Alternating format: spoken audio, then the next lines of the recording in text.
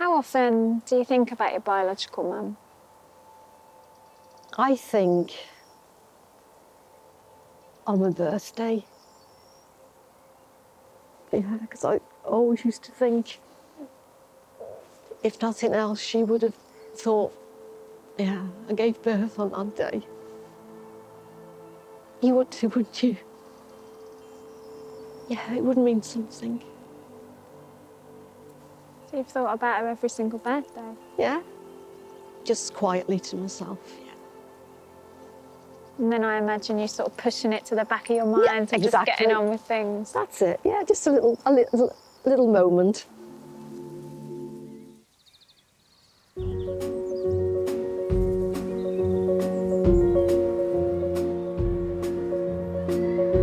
Around 750,000 people in the UK are adopted.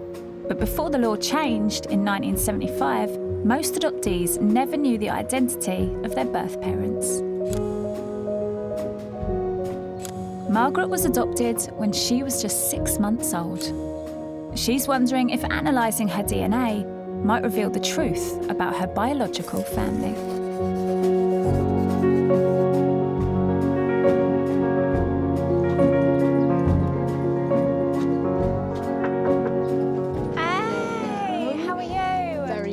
Thanks for having me. Really appreciate it. Come on through, please. So, Margaret, what made you decide that you wanted to try and find out more about your biological family? I'm not getting any younger. You know, having worked all my life and now retired, I just feel it's right now. Which would suggest that you've been thinking about this for decades. Yeah, and my mum sort of never gave me permission. She never said, if you ever want to go and find your birth mum. So, yeah, so I didn't.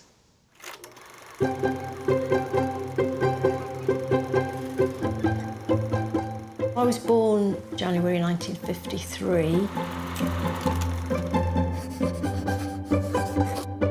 I was brought up in a very happy household. Although I knew I was adopted, it was nothing. That was my mum. I didn't know anything else. She was my mum. Mum and Dad trying for a family, but wasn't successful, so they went to see the priest. And the priest put them in touch with the adoption agency in Southport.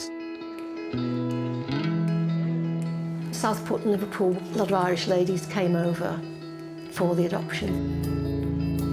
So I've made up this story that she was an Irish lady.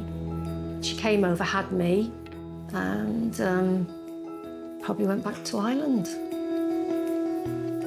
The only thing Margaret knows about her biological mum is the name written on her birth certificate. But Margaret has always worried she might not have used her real name. What are you hoping to take from this entire experience? And if we're able to hand over information, how would that affect your life? Probably a bit of a cliche, but will probably make me feel complete. That's what it is, bad or good. That's news to you? Yeah. And if my birth mum, she was alive, just, you know, just that would be wonderful. To go through my life now and not know that there is something else, yeah. I should know. You do deserve to know. It's your heritage, it's your DNA, it's what makes you you, effectively. It's quite exciting now, thinking, how's this going to go? What we're going to find out? How often do you think about your biological mum? I think on my birthday. Yeah, because I always used to think, if nothing else, she would have thought, yeah, I gave birth on that day. You would too, wouldn't you? Yeah, it would mean something. So you've thought about her every single birthday? Yeah, just quietly to myself, yeah. And then I imagine you sort of pushing it to the back of your mind and just getting on with things. That's it, yeah, just a little moment.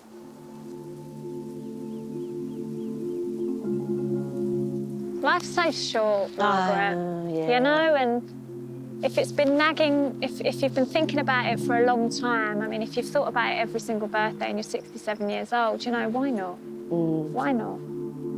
Yeah.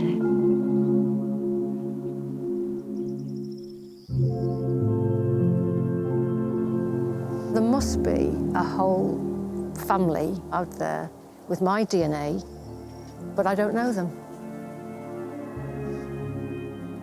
It was a shameful thing to have a child and you weren't married. So it could have been a dark secret, and now I'm maybe opening a can of worms. But then, you know, you don't know what's around the corner, so let's go for it. And be damned. Be brave. Yeah.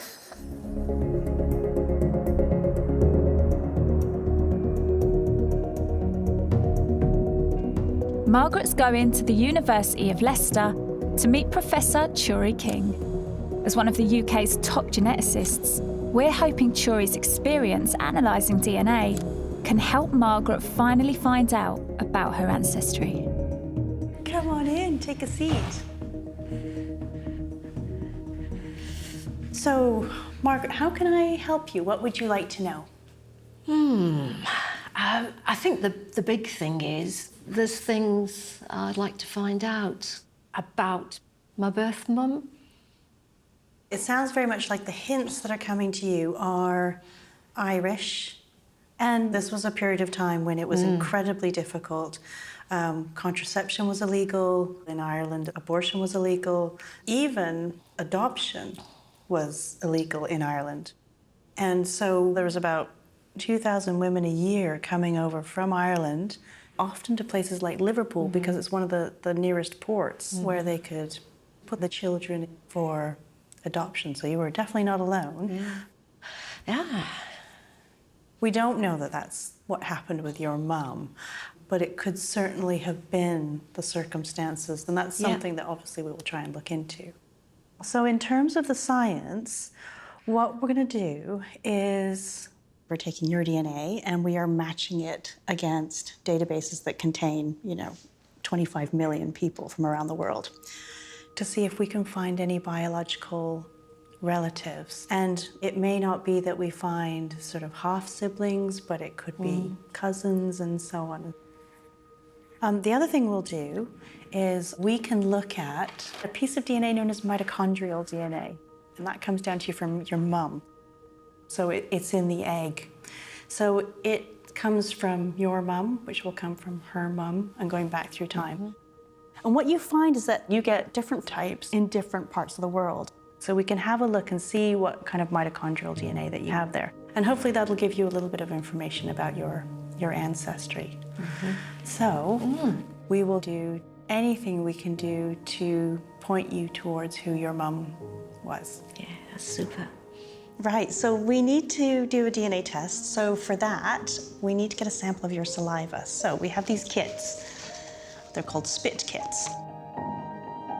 Churi and our team will now examine Margaret's genetic code to try and track down her birth family, while our counsellors and social workers prepare Margaret for whatever we may find.